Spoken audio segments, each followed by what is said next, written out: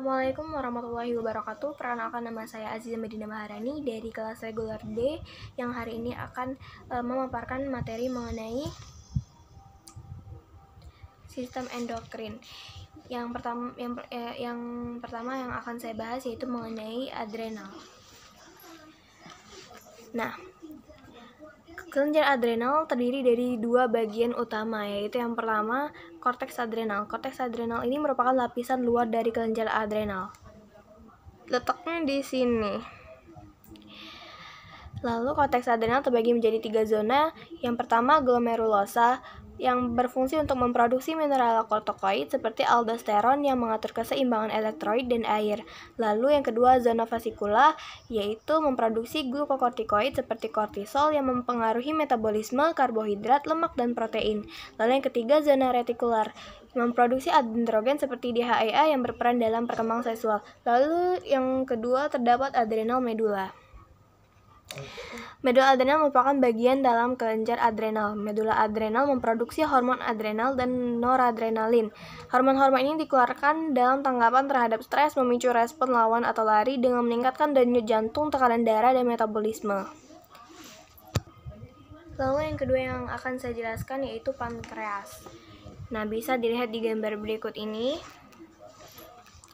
Yang pertama ada sel beta. Sel beta ini menghasilkan insulin.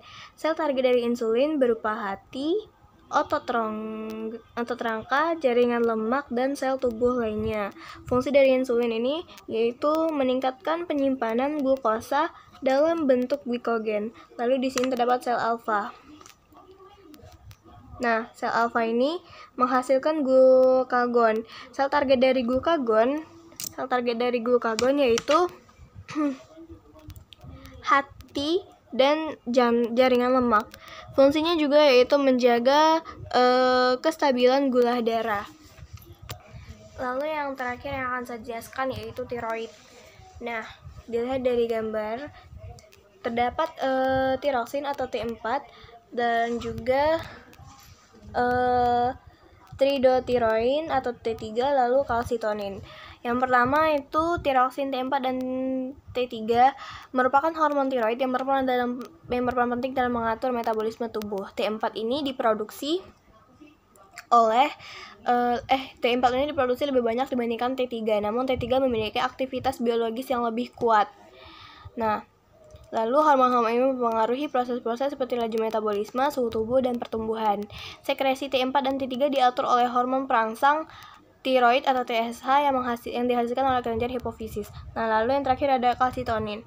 Ini diproduksi oleh sel-sel parafolikuler atau sel C dalam kelenjar tiroid.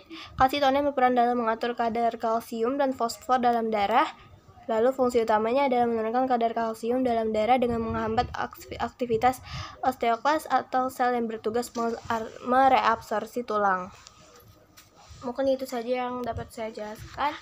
Wassalamualaikum warahmatullahi wabarakatuh.